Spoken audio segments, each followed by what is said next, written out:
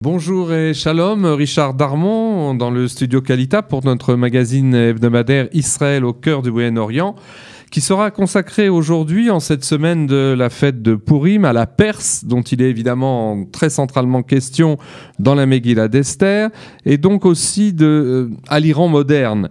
Et tout simplement parce que l'une des évidences assez stupéfiantes de l'histoire hébraïque et juive a voulu qu'après avoir été confronté et éprouvé, voilà à peu près 24 siècles, par Aman, le premier ministre du roi perse Assuérus, que nos sages catégorisent d'ailleurs comme faisant partie du peuple d'Amalek, on reviendra sur cette notion, il s'avère maintenant que le peuple d'Israël contemporain, qui est de retour depuis un siècle sur sa terre, et bien que notre peuple a comme principal ennemi, et pas seulement géopolitique et militaire, mais un ennemi existentiel, eh bien l'Iran et surtout le régime despotique qui le gouverne, qui est aux mains de ces ayatollahs impitoyables, les ayatollahs chiites, prêts à tout pour activer le retour de ce qu'ils appellent le Mahdi, le 12e imam, qui est censé venger toutes les humiliations subies par les chiites au travers de l'histoire. Alors je vous propose, avant de vous présenter notre invité,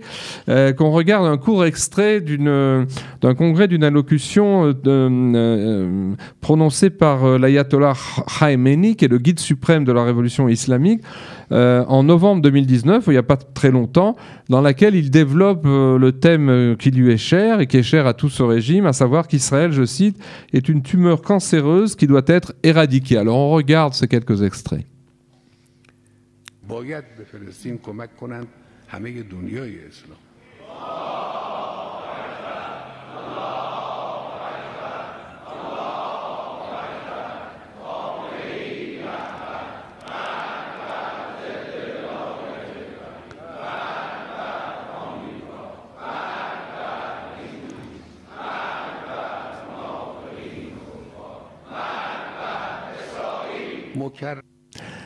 Voilà, c'est un court extrait, on a envie d'en voir plus, mais on ne peut pas aller plus loin. Alors, pour parler de tout cela et ce thème d'Amalek avec nous aujourd'hui dans le studio, le Rav Chaim Dinovitch. Rav Dinovitch, après avoir enseigné la Torah en France et en Belgique, vous êtes venu vous installer en Israël, voilà une trentaine d'années avec votre famille. À Jérusalem, où vous habitez, vous avez créé un cercle d'études, d'abord en français, puis à présent en hébreu, dans le quartier de Bakat Alpiot. Je rappelle aussi que vous êtes aujourd'hui principalement connu sur les réseaux sociaux et plus particulièrement sur la toile Internet où, voilà une dizaine d'années, vous avez créé un site de cours et d'analyse intitulé ravdinovitch.tv qui bat toujours des records de fréquentation dans le monde juif francophone avec des élèves en Israël, en France, en Europe et même aux quatre coins de la Terre que vous rencontrez lors de séminaires organisés notamment en France. Alors, puisque notre sujet c'est justement Purim, est-ce que dans une analyse que j'ai ici sous les yeux, que vous aviez écrite et publiée il y a quelque temps déjà, vous expliquez qu'on ne peut comprendre Amalek, qui est aussi appelé en hébreu Reshit Amim, tête des nations, tout comme Israël d'ailleurs, on ne peut le comprendre et comprendre sa psychologie et ses motivations et son adversité finalement farouche contre Israël que si l'on fouille, à condition de fouiller et de décrypter ce que vous appelez l'origine du retour. C'est-à-dire qu'il y a quelque chose, Israël a affaire au retour et paradoxalement, cet Amalek-là, en tout cas l'Amalek perse et iranien, il a aussi affaire au retour. Bon, alors, il y a effectivement, cher ami, tellement de choses à dire sur l'Amalek biblique et sur l'Amalek contemporain. En passant, on va en parler aussi par l'Allemagne nazie et aujourd'hui l'Iran. Mais effectivement, on voit dans la Torah que Amalek ne s'attaque pas aux Juifs en tant que tels, mais il s'attaque à la nation d'Israël. Dès que nous sortons d'Égypte, et que nous sommes dans une situation de non-retour par rapport à l'Égypte et l'esclavage, on vient de traverser la mer, 3 jours après, Amalek nous attaque. Et nos maîtres expliquent que l'idéologie d'Amalek n'est pas une idéologie anti-juive, mais une idéologie anti-nation d'Israël. Il peut accepter que les Juifs soient des citoyens partout dans le monde, ayant une religion qui peut être différente de ceux de la nation qui les accueillent, exactement comme aujourd'hui en France, il y a des Français musulmans, il y a des Français protestants, des Français évangélistes, des Français catholiques, des Français laïcs, des Français juifs. Ça, c'est la théorie d'Amalek, parce que Amalek voit, on pourrait dire, l'attachement à Dieu comme une religion, mais non comme une nationalité. Le peuple juif est différent de tous les autres et de toutes les autres nations, en ce sens que même si chez nous, ça s'est beaucoup perdu à cause de l'exil, mais chez nous, il n'y a pas de religion. Il y a une nationalité qui a deux aspects, l'aspect, on pourrait dire, terrestre et l'aspect spirituel. Exactement comme dans un être humain, il y a le corps, il y a l'âme, qui sont indissociables, sinon on meurt. Et toute l'idéologie d'Amalek, c'est le refus d'une nationalité fondée sur une dimension qui soit spirituelle aussi. La preuve, la religion chrétienne s'étend sur des centaines de nationalités. La religion musulmane s'étend sur des centaines de nationalités, puisqu'il y a des Asiatiques musulmans, il y a des Français musulmans, il y a des Américains musulmans, il y a les chiites, il y a les sunnites, etc. Donc nous sommes le seul peuple sur terre qui dit que notre relation à Dieu passe aussi par une expression nationale, une identité nationale, et ça c'est le grand combat d'Amalek. Alors, en fait, dans l'histoire biblique hébraïque, puis juive, je fais la distinction parce que le terme juif, en fait, qui est employé, Yehudi, qualificatif à Mordechai Yehudi, à Yehudi, est employé pour la première fois. Quand on est en galoute. Oui, dans l'exil. Et donc, il y a une distinction entre l'histoire biblique hébraïque et l'histoire juive.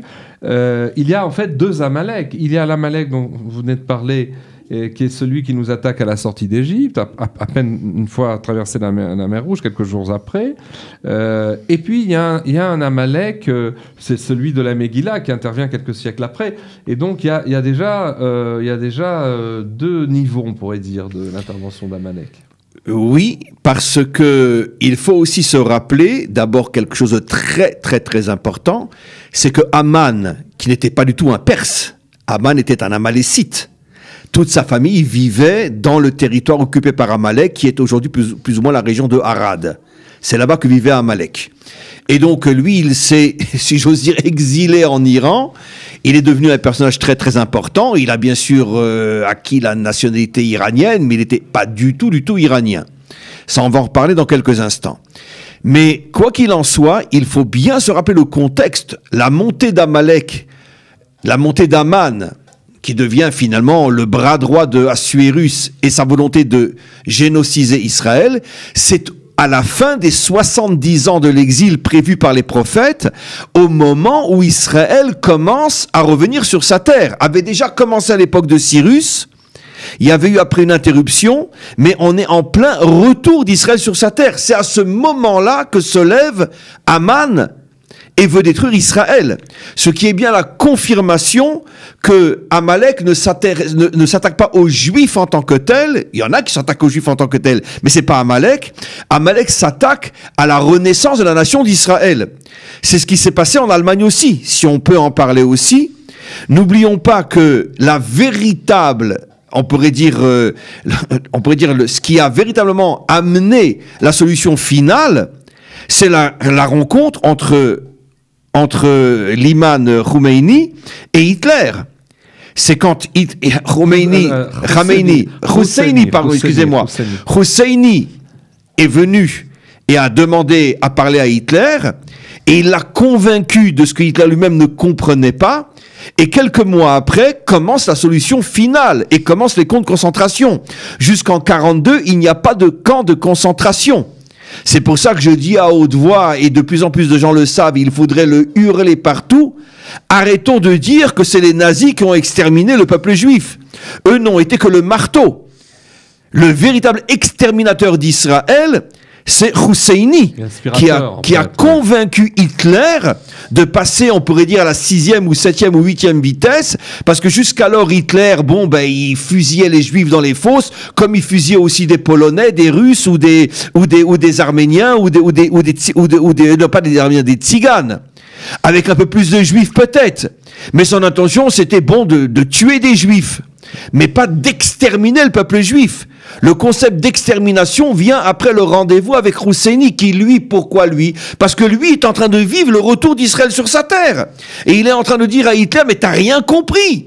C'est pas le problème de tuer des juifs, c'est d'exterminer ou d'empêcher la renaissance d'Israël sur sa terre. Et il arrive à convaincre Hitler, et à ce moment-là naissent les camps de concentration en 42. Alors, ce qui est troublant dans ce rapprochement que nous essayons de faire et d'en dresser les contours, c'est qu'il y a donc deux temps dans l'histoire biblique, d'une part, donc l'attaque de la sortie d'Égypte, et l'Amalek de la Megillah, dont vous aviez justement dans une autre émission expliqué qu'il avait été en fait délégué par ses fils qui étaient installés en Samarie. En Israël, en Samarie. Qui étaient des toute la famille de Haman vivait en Samarie. Il a été délégué pour justement noyauter le régime du roi Assuérus et empêcher que les Juifs ne reviennent s'installer en Israël. Alors, c'est exactement ce qui s'est passé.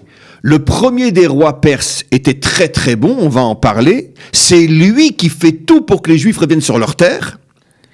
Et Assuérus est le troisième roi perse. Entre-temps, toute la famille de Haman, qui avait des postes politiques très importants en Israël, voit le retour des Juifs. Et à ce moment-là, ils ont tout un plan d'infiltrer leur père en Iran. Et il va réussir à s'infiltrer en Iran. Et il va y avoir une sorte, on pourrait dire, de jeu à deux. Toute sa famille en Israël pour essayer de détruire ce qui a commencé à se reconstruire, et lui pour faire le génocide et pour tout bloquer. Oui, mais alors justement là, on chevauche, j'allais dire, deux tigres à la fois, si je peux m'exprimer ainsi, puisqu'il y a deux temps. Il y a dans l'histoire biblique, on a bien vu, il y a l'attaque au moment de la sortie d'Égypte avec Moïse qui se fait, dont les bras sont... Le vrai Amalek, on pourrait dire, sans déguisement. Il est ni iranien et ni allemand. Et on voit dans le texte, Moshe se fait soutenir les bras par Hur, le fils de sa sœur, et par Yehoshua pour vaincre finalement Amalek, l'affaiblir. Ça, c'est le premier épisode. Le second, c'est celui dont on est en train de parler avec l'Amalek Haman. Mais dans l'histoire contemporaine, il y a ce parallélisme, il vaut aussi, puisque c'est ce qui peut-être va nous faire comprendre ce qui se passe avec l'Iran. C'est que d'un côté, il y a eu l'Amalek de la sortie d'Égypte, c'est-à-dire qu'Israël était déjà en chemin sur sa terre. Il y avait un Yishuv, mais le peuple juif n'était pas encore... non, il allait vers sa terre. Il allait vers sa terre, il était en chemin, derrière, donc premier temps, et c'est à ce moment-là le Hitler et ses sbires qui s'en occupent. Et puis, il y a un deuxième temps, une fois Israël de retour sur sa terre. C'est les Iraniens qui reviennent. Voilà, donc il y a quand même un parallèle assez troublant. Alors, je vais vous expliquer. En vérité, la Torah ne dit jamais tu détruiras Amalek. Elle dit tu détruiras Zecher Amalek, dans la traduction moderne, et tu détruiras l'idéologie d'Amalek. Qu'est-ce qui s'est passé? La première fois qu'Amalek nous attaque, il nous attaque tel qu'il est. Et tout de suite, il se fait décimer. Amalek comprend que s'il continue de nous attaquer en se servant de ce qu'il est et uniquement de ce qu'il est, il ne fera pas le poids contre nous. À ce moment-là, il met tout au point un zecher, toute une idéologie de s'infiltrer à l'intérieur des grandes puissances qui vont être essentiellement, à l'époque moderne, l'Iran et les Allemands, et d'utiliser ces grandes puissances qui sont, si j'ose dire, quantitativement parlant, beaucoup puissants que les Juifs, finalement d'infiltrer l'idéologie amalécite à l'intérieur de grandes puissances, en se disant, moi, quand je suis venu tout seul, je me suis fait décimer, à l'époque de Yehoshua, comme on le voit, donc je vais maintenant convaincre de grandes puissances d'intégrer mon idéologie et d'empêcher la naissance de la nation d'Israël. Et il a réussi avec les Perses et avec les Allemands. Mais c'est intéressant au niveau historique, et ça a été fait dans des études et dans des analyses, les synergies qui existent entre l'Iran, y compris dès le 19e siècle, qui s'appelait encore la Perse. Il y a eu un moment, il y a eu une date où on a changé de nom, mais l'Iran, disons, à l'aube de la modernité, déjà bien engagé, et l'Allemagne, parce que je crois qu'une analyse avait été faite à ce micro par Michel Bürfinkel qui avait montré que très tôt, le régime iranien, bien avant les ayatollahs chiites, eh bien, lorgne vers l'Allemagne, respecte la nation germanique. Absolument. D'abord parce qu'il y a il y a une thèse très juste qui dit que la croix gammée est en vérité au départ un signe perse. Oui, et puis en fait, on le trouve aussi en Inde, mais disons que c'est ce qu'il y a de commun au niveau ethnique, c'est l'ethnie indo-européenne, puisque comme les auditeurs le savent, les Iraniens, tout en étant sont des Européens, ne sont pas des Arabes, des Occidentaux, on va dire. Ne sont pas des peuples. La pire insulte qu'on puisse faire à un Iranien, c'est de le traiter d'arabe. Et donc, ce sont des Indo-Européens. Il y avait donc une racine commune indo-européenne, et il y avait aussi l'admiration que vouaient les élites perses au fait que l'Allemagne était l'un des rares pays européens, sous Bismarck notamment, donc avant le nazisme, à ne pas avoir fait trop de colonies, c'est-à-dire alors que tout le Moyen-Orient a été humilié par la colonisation française, britannique, anglaise, oui. L'Allemagne est en bonne odeur.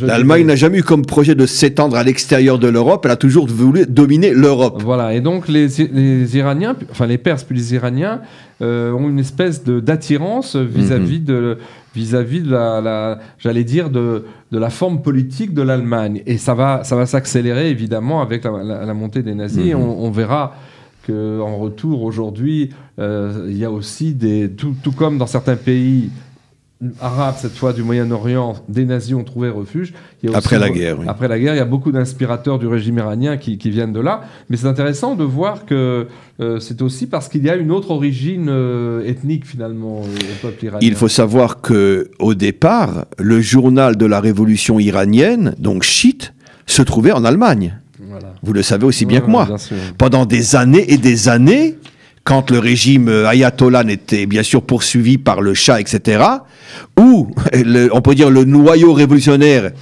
et son journal avaient trouvé refuge en Allemagne. C'est aussi un signe absolument incroyable. Ouais. Il y a un lien dans le subconscient et dans le conscient entre ces deux pays absolument incroyable, puisque c'est les deux seuls dans l'histoire qui ont voulu génocider Israël. Alors, ce qui est intéressant, tout à l'heure, on mettait en exergue le fait que nos sages qualifient Amalek aussi de Réchite. Et on va expliquer cette notion-là. Israël aussi est un réchite. Il y aurait 70 peuples, 70 manières d'être homme, dirait Manitou, et il y aurait deux réchites opposés, antagonistes, Israël et Amalek. Et dans l'analyse que je citais en exergue, dans votre analyse d'il y a quelque temps, vous partez, je dirais, avec un angle très large, puisque vous notez une opposition qui existerait entre l'histoire globale des nations, qui ne veulent en aucune manière d'un retour à leur passé, qui n'est pas forcément glorieux, et qui est passé préhistorique, j'allais dire, et par ailleurs l'histoire d'Israël, qui est l'histoire d'un retour à ses valeurs, à sa terre, grâce justement à la providence divine, une notion que l'on retrouve d'ailleurs dans la sémantique hébraïque, avec le vav conversif, Ve'aya, le passé se transforme en avenir. En futur. Dans la grammaire voilà, biblique, on met un vav devant le passé, ça devient un futur. Ce qui a été sera. C'est-à-dire que nous, on n'a pas... Parce que si tu n'as pas de passé, tu n'as pas d'avenir. Oui, nous, on n'a non seulement pas honte de notre passé, mais on veut le refaire venir dans l'avenir, si j'ose dire. Et donc, il y a là... on ne peut pas comprendre, c'est ce que vous disiez dans cette analyse assez fouillée, on ne peut pas comprendre ce qu'est Amalek si on ne fait pas cette analyse globale par rapport aux nations. Alors comment ça joue Amalek par rapport aux nations? Qu'est-ce que ça veut dire aussi Réchite Eh bien, tout simplement parce que n'oublions pas que d'après la lecture biblique, Amalek est de la famille des fondateurs d'Israël. Amalek est le petit-fils de Esav. C'est l'arrière-petit-fils de Yitzhak. On a des textes qui disent que Amalek jouait sur les genoux de Yitzhak. Yitzhak a vécu 180 années. Donc, il a eu le temps de connaître Amalek. Amalek a grandi dans la famille fondatrice d'Israël. Je vais donner un autre exemple, bien que ça n'a rien à voir avec Amalek, mais l'exemple est juste. Et n'oublions pas que, avec toutes les nuances possibles, le monde chrétien s'est fait appeler le nouvel Israël. Ça veut dire qu'il pense être finalement de notre même origine. N'oublions pas qu'aujourd'hui, les Palestiniens disent que ce sont les descendants des Hébreux qui vivaient sur la terre d'Israël. Oui. Et ils disent que Jésus était le premier Palestinien. Voilà. Ce qui veut dire qu'on voit que tout ce qui va nous détruire se réclame de notre source. Et donc la Torah, il y a 4000 ans, avait déjà prévu ça, en disant que Amalek se fait appeler Réchit, qui veut dire l'origine, le même mot utilisé par notre histoire, comme pour dire que Amalek finalement se prétend être lui le véritable héritier des fondateurs d'Israël. Comme les catholiques se prétendent le véritable héritier de la Torah, etc., dans différents domaines, tous ceux qui veulent en vérité nous remplacer se prétendent être nous-mêmes, comme les Palestiniens aujourd'hui, qui disent c'est nous les vrais Hébreux. Ouais. Et Jésus était un Palestinien. Alors, d'où viennent, parce que vous abordez aussi ce sujet, parce que ça suppose des explications assez fournies, mais on a un peu le temps de les développer. D'où viennent ces motivations psychologiques dans la structure de l'Amalek moderne, je parle maintenant, qui est, enfin, non pas le grand peuple iranien, mais son régime actuel de tyran chiite, de plus en plus haï d'ailleurs par la population iranienne elle-même, une élite qui veut en fait venger la défaite historique subie, tout le monde le sait, en l'an 680, donc quelques années après l'avènement du prophète Mahomet, par le petit-fils de Mahomet qui s'appelait l'imam Hussein Ben Ali. C'était un Hussein, comme par hasard. Hussein Ben Ali, en 680, dans un endroit qui s'appelle la Karbala, c'est à 100 km au sud de Bagdad en Irak. Et là, il y a les califes, c'est-à-dire la branche qui va être la branche sunnite. De l'islam, qui écrase la branche chiite. Ce qui va devenir la branche chiite. En vérité, les chiites ont un lien, on pourrait dire ADNique, biologique avec Mahomet, alors que les sunnites ont un lien uniquement, on pourrait dire, au niveau de la transmission de la pensée, mais pas biologique, c'est pas de la famille. Et donc, eux, même s'ils sont très minoritaires, aujourd'hui, les chiites dans le monde représentent 15% des musulmans, et encore, au Moyen-Orient un peu plus, parce qu'il y a 85 millions d'Iraniens, la majorité écrasante chiite, et puis au Liban et ailleurs, et en Syrie. Mais disons qu'au Moyen-Orient, les chiites, c'est à peu près 20-25%, mais dans le monde entier, c'est moins de 15%. Et cette minorité de l'islam va, car elle a été pas seulement battue sur le terrain à la Karbala en 680, mais elle va être aussi ostracisée, martyrisée par les califes, et il va y avoir un vécu très très difficile de la minorité chiite qui aujourd'hui, se réincarnant dans le régime iranien, veut prendre sa revanche, c'est clair. De toute façon, le discours officiel, c'est la haine des juifs, mais en vérité, si on mettait devant un chiite, surtout ceux qui sont au pouvoir, un juif et un sunnite avec un revolver et une seule balle, je vous garantis qu'ils tirent sur le sunnite, pas sur le juif. Ça, c'est évident. Ils haïssent beaucoup plus les sunnites qu'ils haïssent les juifs. Mais là aussi, on a donc j'allais dire un compte à rebours de l'histoire, ou un règlement de compte qui est d'ailleurs très prégnant au niveau géopolitique, puisque les pays qui redoutent le plus que l'Iran se dote de l'arme nucléaire, c'est l'Arabie Saoudite. C'est les sunnites. C'est pour ça qu'ils s'allient plus ou moins officiellement aujourd'hui avec Israël, parce qu'ils savent que seul Israël peut les protéger de l'Iran. Et d'où vient on peut dire ce renouveau de haine inimaginable à l'égard d'Israël? Encore une fois, c'est parce qu'ils veulent se débarrasser des sunnites et ils savent qu'aujourd'hui les sunnites font alliance avec Israël. D'où l'alliance implicite entre ce qu'on appelle à tort ou à raison, et souvent plus à tort qu'à raison, les pays arabes modérés comme l'Arabie Saoudite, qui se met sous le parapluie israélien pour être protégé. Alors, ces éléments qui sont des éléments de géopolitique, on les retrouve de manière étonnante. Il me souvient d'un cours que vous aviez donné il y a assez longtemps, dans le Zohar, puisque vous aviez cité dans un cours sur Purim il y a quelques années, je pense que c'est Metuzat Zahav, un des commentateurs du Zohar, qui, commentant la vision de Daniel, la vision des 4 monstres qui émergent de la terre, et en fait en disant l'interprétation plus ou moins lisible, c'est qu'il s'agit des différents empires. C'est le Malbim qui explique que le dernier, comme le Talmud le dit, le dernier grand ennemi d'Israël dans le monde musulmans seront les Perses. Oui, alors justement, lui, alors je ne sais pas si c'est Malbim ou le Metuzat Zahav. Malbim l'explique, oui. Zahav, il explique qu'il y a la petite corne et la grande corne. Voilà, et la petite corne corne, c'est-à-dire une minorité, c'est incroyable, c'est qu'ils n'avaient pas les catégories de sunnites, chiites, mais le roi Hakodesh des maîtres d'Israël fait qu'ils ont vu que ça serait la minorité de l'islam, donc les chiites aujourd'hui, qui serait la plus agressive. Absolument. Et alors, ça confirme qu'il y a donc un rôle particulier de l'Iran, du régime chiite, dans ce défi fait à Israël par ce nouvel Amalek. Alors, je voudrais, avec votre permission, revenir sur un point qui est très important. Le lien, mais plus que scientifique, plus précis que la science, entre finalement l'amalécisme iranien et l'amalécisme allemand. On a affaire, dans les deux cas, à un parcours historique, mais qui est d'une précision, d'une ressemblance à couper le souffle. N'oublions pas que quand les Perses prennent le pouvoir au Proche-Orient et détruisent la Babylonie, le premier des rois perses est fou amoureux des Juifs, au point qu'il leur prête son armée. Il dépense des milliards pour aider les Juifs à revenir sur leur terre, à reconstruire le temple et même à prier pour le salut de la Perse. Cyrus, au point que dans la Bible, il est appelé Machiar, le Messie. Absolument fou. Donc au départ, les Perses sont très pro-juifs. Je vous signale, malheureusement la Shoah nous l'a fait oublier, mais le premier pays d'Europe, fin du 19e siècle, qui va ouvrir ses portes aux Juifs, qui va enlever officiellement la haine du Juif, qui va accepter les Juifs dans les universités, qui va leur donner la possibilité de monter, au point que avant l'ascension de Hitler, on dit c'est vrai ou pas, mais en tout cas c'est sûr qu'il y a quelque chose de vrai là-dedans.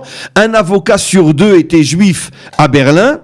Le premier pays d'Europe qui va ouvrir ses portes et peut-être même son cœur aux Juifs, c'est l'Allemagne. Donc un point commun avec l'Iran. Et très vite... L'Iran de Cyrus. Les Perses, au début de grands amis d'Israël, et en quelques décennies, les Perses, le troisième roi, puisqu'il y a eu donc Cyrus, son fils, et après Assuérus. Assuérus devient Hitler, il signe le génocide. De la même manière, les Allemands au début sont un peuple très favorable aux Juifs, c'est pas encore Israël, et très vite, quelques décennies, il y a un retournement. Regardez, je vous en ai parlé tout à l'heure, je voudrais le citer aussi. J'étais il y a quelque temps, j'ai fait un séminaire en France à Lille.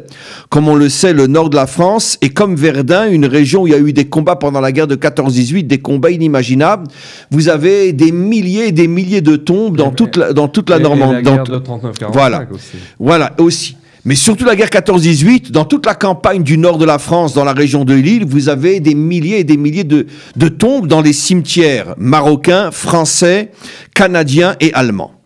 Et donc, j'étais chez des amis dans cette région-là, il y a quelque temps, et ils veulent me montrer quelque chose, mais ils ne me préviennent pas. On va vous montrer quelque chose. On passe près du cimetière allemand de la guerre 14-18. Dans le cimetière allemand, il y a une croix, un Magen David. Une croix, un Magen David. Des centaines de tombes juives dans le cimetière allemand, donc de ceux qui, pendant la guerre 14-18, se battaient contre les Français, etc. Et évidemment, donc, des soldats juifs allemands ont tiré sur des soldats juifs français aussi. Et donc, comme pour mettre en évidence qu'il y avait tellement de juifs dans l'armée allemande, ils n'ont même pas fait, comme c'est généralement demandé par la loi juive, on pourrait dire de les mettre à part, de ne pas les mélanger au milieu des croix. Mais au milieu des croix, vous avez des centaines de Magen David. Qu'est-ce qu'on comprend de là? Que pendant la guerre 14-18, les Juifs étaient des grands amis des Allemands, puisqu'ils se sont battus à leur côté. Ils se sentaient d'abord allemands avant d'être juifs. 20 ans après, la Shoah. Exactement le même phénomène qu'en Perse. Le roi Cyrus qui dit « Je veux tout faire pour aider les Juifs à se reconstruire », 3 rois après, le 3e roi, donc peut-être 20-30 ans après, le génocide. Alors. Donc il y a un point commun ici absolument incroyable. Et pourquoi? Parce que, justement, Amalek est celui qui ne veut pas de la nation d'Israël. Et c'est ce qui va se passer. Tant que les Juifs en Allemagne sont des Allemands de confession israélite, les Allemands les adorent. Au contraire, ils participent à l'économie, ils sont prêts à mourir à côté de nos soldats protestants pour la plupart dans la guerre de 14-18. Mais quand on en arrive dans les années 38, 40, etc., et que déjà depuis des décennies, Israël a commencé à revenir sur sa terre, surtout les Juifs russes, Polonais, etc., et qu'en plus arrive Husseini pour ouvrir les yeux d'Hitler et dit « Mais tu n'as rien compris, la nation d'Israël est en train de se reconstruire. Si on n'y met pas fin dans quelques années, ça sera une nation parmi les autres. » À ce moment-là, exactement ce qui se passe avec Assuérus. Cyrus, lui, n'avait rien contre la renaissance de la nation d'Israël, parce que c'était pas un Amalécite. Mais Cyrus est convaincu par Aman qui est un Amalécite, comme Hitler qui est un Amalécite et Husseini qui est un Amalécite, et donc l'un convainc l'autre, empêchant la nation d'Israël de renaître. Donc on a toujours le même phénomène. Tant qu'un juif est français de confession israélite, américain de confession israélite, Amalek est le premier à dire bravo, continuez, bravo. Mais dès qu'Israël dit nous voulons être une nation, à ce moment-là tout change.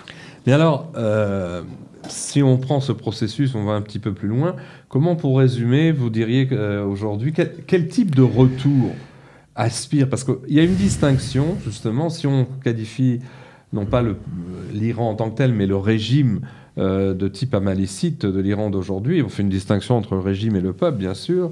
D'ailleurs, c'est une distinction qui est faite par Israël, les dirigeants israéliens, lorsque le Premier ministre Netanyahou, plusieurs fois dans ses adresses vidéo, dans les moments de crise, s'adresse au peuple iranien avec beaucoup de respect, parce que c'est un grand peuple avec lequel Israël a des affinités sans doute, et on fait une distinction entre le peuple et le régime. Mais en continuant ce que nous disions, à quel type de retour, justement, aspirerait aujourd'hui, disons, le régime iranien? Parce que vous parlez des ayatollahs ou du peuple? Oui, des ayatollahs. Les ayatollahs, ils sont dans une attente messianique du voilement de du 12e imam, de leur Mahdi, et il y a donc une revanche à prendre avec l'histoire. Mais qu'est-ce que veut Amalek? Amalek veut dominer le monde. C'est pour ça qu'il s'appelle Réchit. C'est-à-dire qu'on pourrait dire la crème du monde.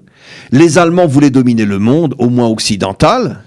Ils avaient laissé l'Asie aux Japonais, qui sont d'une certaine manière, à l'époque, les Amalécites asiatiques. Et dans le monde musulman, Amalek, c'est le pouvoir iranien. Ça veut dire, qu'est-ce que c'est Amalek? Celui qui veut, chacun selon sa catégorie, les musulmans, les asiatiques, les occidentaux.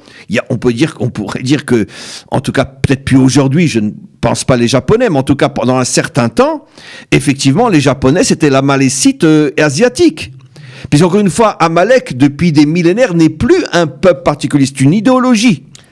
Ce que vous dites est d'autant plus fondé que ça me remet en tête une des phrases par lesquelles concluait l'avant-dernier président iranien, Ahmadinejad, dont on avait fait remarquer que dans son nom, il y avait à la fois Aman et le djihad dans les lettres du nom hébraïque. Et lui, il concluait ses discours souvent en disant « Nous sommes le soleil levant et vous êtes le soleil couchant. » C'est-à-dire, vous, l'Occident, le grand Satan américain, le petit Satan israélien, enfin, tout l'Occident, c'est une civilisation qui est en train de périr, et nous sommes la future civilisation. Donc il y a effectivement une vocation d'empire, finalement, de la part de l'Iran. Absolument. Il y a Amalek, c'est la volonté de dominer le monde et de transformer le monde entier en esclave sous le régime d'une élite nazie, chiite, etc., ou japonaise, qui se considèrent, eux, comme, on pourrait dire, que la race sacrée de l'Asie. Et c'est vrai, pas sur le plan, on pourrait dire, militaire, ni politique, mais c'est vrai au niveau de la conscience, aujourd'hui encore au Japon. Celui qui connaît bien l'histoire japonaise, des Japonais, sait très bien que les Japonais se considèrent comme étant la crème de l'Asie, et les Allemands se considéraient comme la crème du monde occidental, et les chiites, ils le disent clairement et à haute voix, c'est la crème de l'islam. Donc, c'est ça, Réchit, la crème. Ça veut dire, Amalek, c'est celui qui veut transformer tout ce qui n'est pas lui en esclave sous le régime que lui veut imposer aux autres. Pourquoi ils s'attaquent tous à Israël? Mais parce que justement, Israël veut faire exactement le contraire. La véritable vocation d'Israël, comme je dis souvent quand j'enseigne à des élèves non juifs, je leur dis cherchez, fouillez dans toute l'histoire du monde.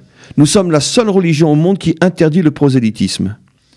Quel est le message qu'il y a derrière? Après tout le mal qu'on nous a fait, qu'on nous a traité de tous les noms, comment vous comprenez ça?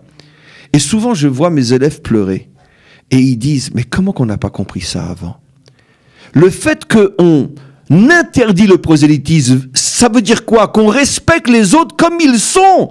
On ne vous demande pas de devenir comme nous, au contraire. On veut que les 70 peuples existent avec leur identité, avec leur approche spécifique de Dieu et de la vie, et on n'a pas l'intention de leur imposer notre vision des choses.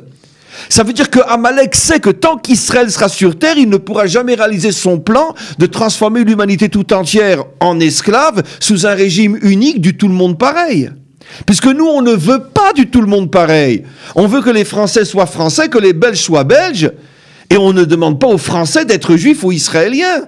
On l'aime et on le respecte tel qu'il est. Alors, dans cette analyse, j'insiste, j'ai d'ailleurs en cité un extrait. Vous évoquez l'obsession des dirigeants iraniens actuels à posséder des armes atomiques, qui s'explique d'ailleurs sur le plan géopolitique de manière très claire, parce que quand on a des volontés hégémoniques à l'échelle d'une région, il faut se donner les moyens de sa politique. Et je dirais en surplus que ce qui est inquiétant, c'est que si les dirigeants iraniens se dotent de l'arme nucléaire, c'est pour s'en servir. C'est pas du tout pour faire un bras de fer. L'extrémisme chiite prévoit même une autodestruction en détruisant le monde et une renaissance après que des chiites. Mais alors dans cette analyse, je vais en citer quelques lignes. Vous évoquez cette obsession des dirigeants iraniens à posséder des armes atomiques. Vous l'expliquez par une sorte de pulsion destructrice de retour vers le néant et l'anéantissement. Je vous cite parce que c'est assez intéressant. Dans la conclusion de cette étude, vous disiez, sous le paragraphe « Le retour d'Israël », notre lutte contre Amalek se situe donc sur tous les points du retour. Le retour vers la terre, le retour vers la Torah et donc le retour vers Dieu. Plus nous serons la génération du retour et plus nous anéantirons les forces d'Amalek. Il est intéressant de remarquer, dites-vous, que la découverte de l'atome est le retour de l'homme vers l'origine première de la matière. Donc, c'est-à-dire... Vers le Réchit. Voilà, il est donc évident que seul un juif, Einstein, pouvait ramener le monde à l'origine première, puisque Israël est le peuple du retour. Cependant, Amalek, qui vit dans l'illusion d'un retour, revient vers l'atome, c'est-à-dire l'Amalek chiite iranien, mais pour détruire, revient vers l'atome pour semer la destruction et la mort. La bombe iranienne est bien la preuve que cette civilisation retourne vers le néant, et c'est pour cette raison qu'elle s'attaque à Israël, seul peuple dont le passé est le rêve de son avenir. Vous savez très bien qu'il y a une fête chiite que le monde entier connaît, où ils prennent des sabres et des couteaux et ils se coupent le visage, ils saignent à sang, etc. Et qu'est-ce que c'est cette fête? C'est la commémoration de la défaite de 680, donc de cette Karbala dont on parlait tout à l'heure. C'est-à-dire ils ont un compte à régler avec l'histoire qui est terrible. Mais le problème, c'est qu'ils ne prennent pas des sunnites et ils tapent dessus, ils se tapent sur eux-mêmes, ils se font saigner même sur leurs enfants. On voit dans des films des pères qui tiennent des gosses de 6-7 ans et qui leur font des entailles dans le visage. Et alors donc, ça veut dire qu'il y a une pulsion autodestructrice? Mais c'est ça, Amalek. Amalek, c'est pas seulement qu'il veut détruire. Il est prêt pour détruire à se détruire lui-même. C'est le Rachid qui dit qu'il est prêt à sauter assez bouillanté en sautant dans la marmite. Rachid l'a dit il y a 1000 ans. Pour la refroidir. Il est prêt à mourir pour tuer Israël. Et d'ailleurs, c'est ce qui s'est passé aussi pendant la Deuxième Guerre mondiale. Alors que les officiers allemands suppliaient Hitler de lui fournir des trains pendant l'hiver parce que les Allemands mouraient de froid et mouraient congelés en Russie, d'amener des camions, d'amener des trains. Et qu'est-ce qu'Hitler a répondu? Non, j'ai besoin des transports pour continuer à amener les Juifs à Auschwitz. Et d'ailleurs, il n'y en a jamais eu autant qui ont été déportés qu'en 1944, au moment où les armées allemandes avaient le plus besoin de transports, surtout en Russie. Ça veut dire que Hitler a sacrifié des centaines de milliers de soldats allemands pour pouvoir tuer encore un Juif.